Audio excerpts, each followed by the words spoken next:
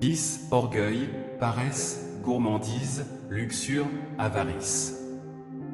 Depuis que l'homme est homme, il est soumis à la tyrannie des vices. Nous les avons tous, chacun d'entre nous, et nous y succombons. C'est pourquoi d'innombrables penseurs en ont parlé tout au long de l'histoire de l'humanité.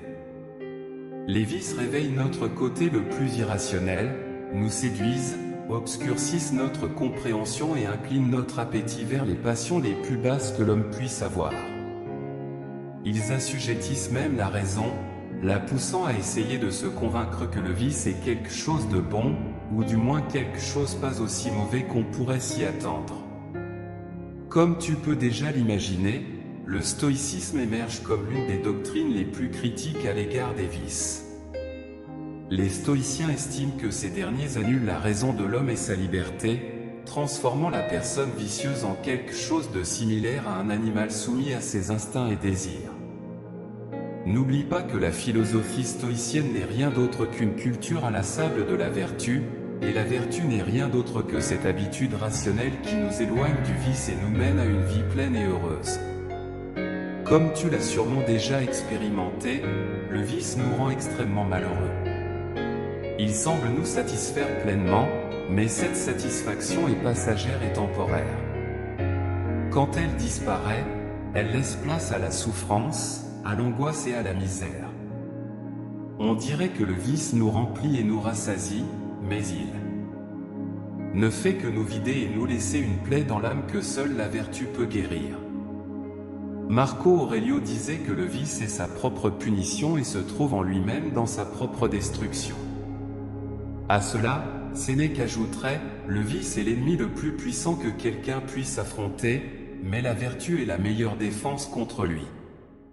Dans cette vidéo, je vais essayer de vous aider à devenir maître de vous-même, à contrôler les vices et, en définitive, à être plus vertueux et heureux. Pour ce faire, je diviserai la vidéo en deux parties. Tout d'abord, j'essaierai d'expliquer en quoi consiste le vice pour un stoïcien. Ensuite, je donnerai 10 conseils pour combattre le vice depuis la vertu. Avant de commencer, je vous serais reconnaissant si vous mettiez un pouce vers le haut à la vidéo, car cela contribue à ce que cette philosophie atteigne plus de personnes. Si vous ne voulez manquer aucune vidéo, abonnez-vous et activez la cloche. Je laisse également un lien dans la description de cette vidéo vers le reste de mes réseaux sociaux, où je partage plus de contenu stoïcien. Le vice est un comportement moralement incorrect et préjudiciable pour la personne qui le commet. C'est une affection de l'âme qui penche vers l'appétit irrationnel. Le vice déforme le jugement, provoque la souffrance et mine toute paix intérieure et sérénité.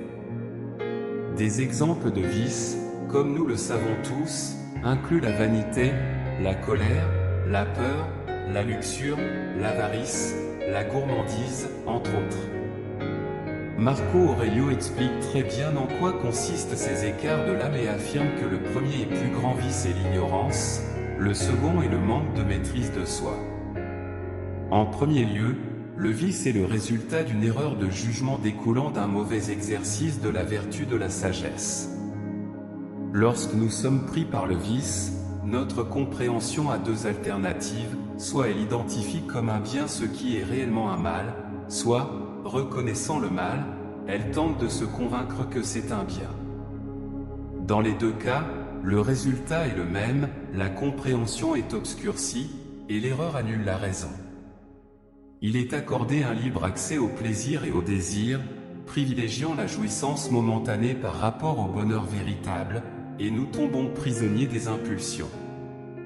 Par nature, les impulsions sont irrationnelles et égoïstes, faisant de nous des animaux plus que des êtres humains.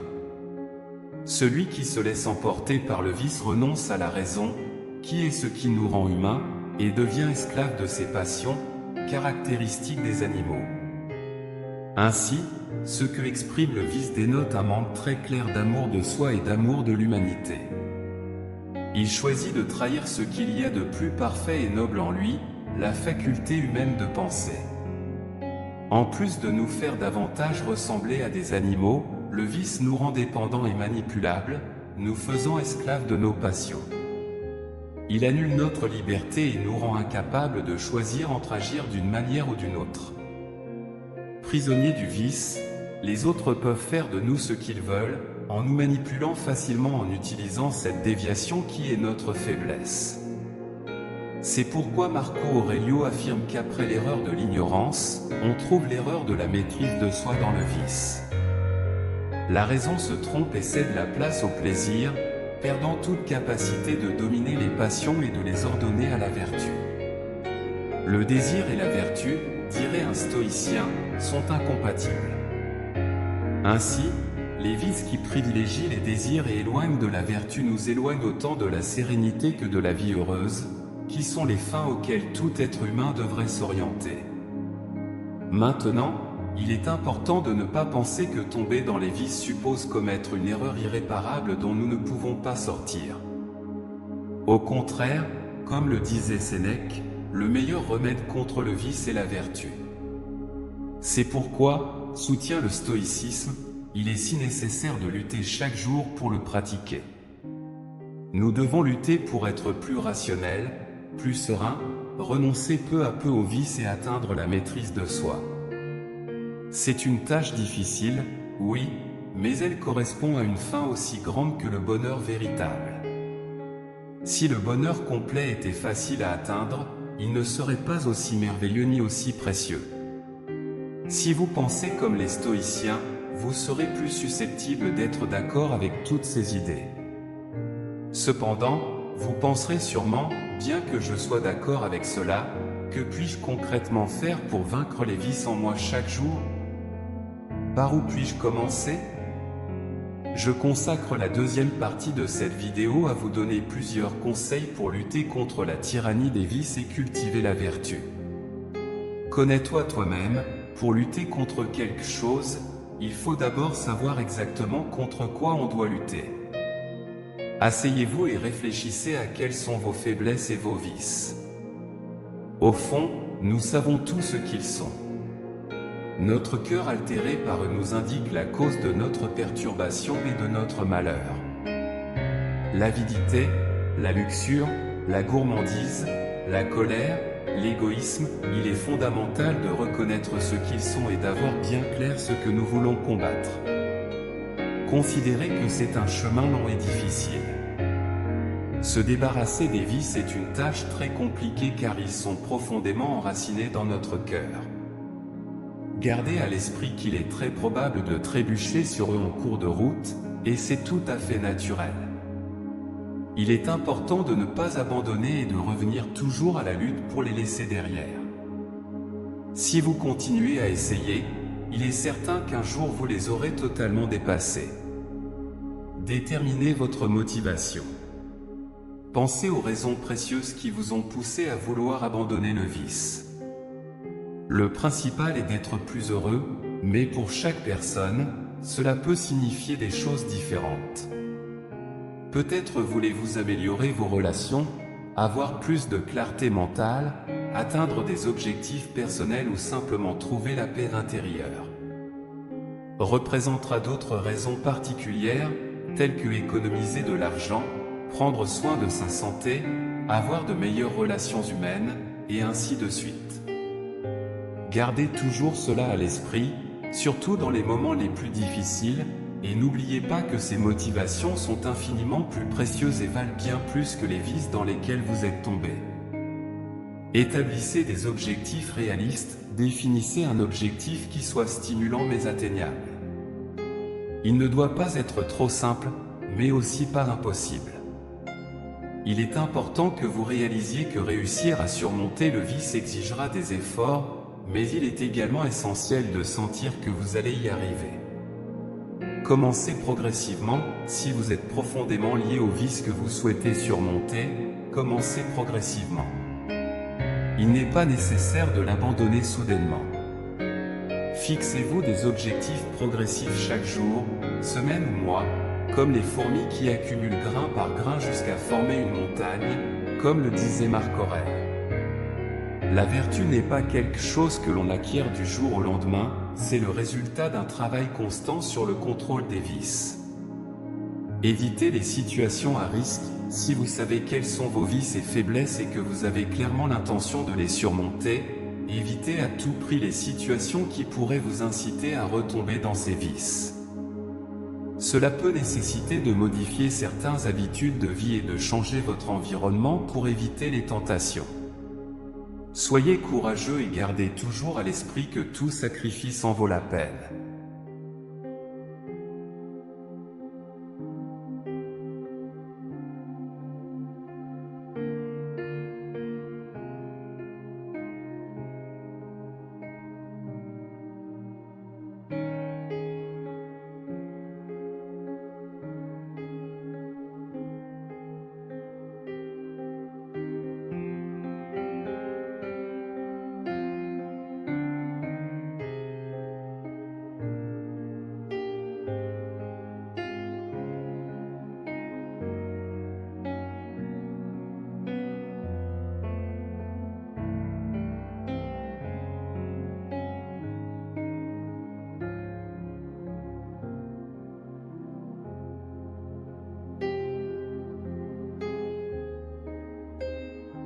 Éloignez-vous de ceux qui vous incitent au vice. Celui qui vous pousse au vice ne souhaite pas votre bien. Quand quelqu'un valorise vraiment une autre personne, il souhaite tout le bien pour elle. Le vice est un mal qui mène au malheur, et celui qui le favorise en vous ne se soucie pas de votre véritable bien-être. Cela peut être difficile, mais il est crucial que vous vous persuadiez de vous éloigner des personnes qui vous entraînent seulement vers le vice, surtout si vous réalisez que cela ne fait de bien à aucun de vous deux. Demandez de l'aide, personne ne peut résoudre tous les problèmes seul. Recourir à l'aide des autres peut être très bénéfique. En plus de trouver du soutien, il y a de nombreuses personnes qui sont tombées dans le même vice que vous. Elles peuvent vous faire part de leurs expériences, et vous pouvez beaucoup apprendre d'elles, que ce soit de la part de membres de votre famille, d'amis, philosophes ou professionnels. De nombreuses personnes sont prêtes à offrir une aide précieuse. Intériorisez la différence entre le plaisir momentané et la satisfaction durable. À mesure que vous espaceriez les chutes dans le vice, vous percevrez l'énorme différence entre le plaisir momentané procuré par les vices et la satisfaction durable qui découle de les surmonter par la vertu. Ce dernier provoque infiniment plus de joie et de sérénité d'esprit que le premier. Vous comprendrez que, malgré les difficultés à ne pas succomber aux vices, le bonheur résultant de les vaincre est authentique et durable. Pensez aux dommages que vous vous infligez et infligez aux autres. Lorsque nous tombons dans les vices, nous pensons souvent que les dommages ne sont pas si significatifs ou qu'en réalité, ces dommages n'existent pas. Cependant, le vice crée une blessure profonde dans l'âme et ouvre la voie à la misère et au malheur. Il dénote un immense manque d'amour pour nous-mêmes, car nous nous faisons du mal et nous nous refusons le bien.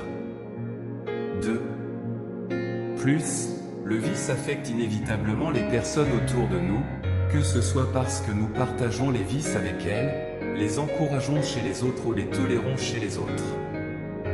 Le vice est comme une spirale, comme un trou noir qui finit par tout entraîner. Ne vous faites pas de mal et ne permettez pas aux autres de se faire du mal. Recherchez toujours le bien et la vertu, car, comme le disait Sénèque, la maîtrise des vices n'est pas seulement un acte d'amélioration de soi, mais aussi un service à la société et au monde. Pour conclure, je voudrais partager avec toi plusieurs citations sur le vice écrites par certains philosophes stoïciens. La vraie grandeur réside non pas dans l'évitement des vices, mais dans leur dépassement, affirme Sénèque.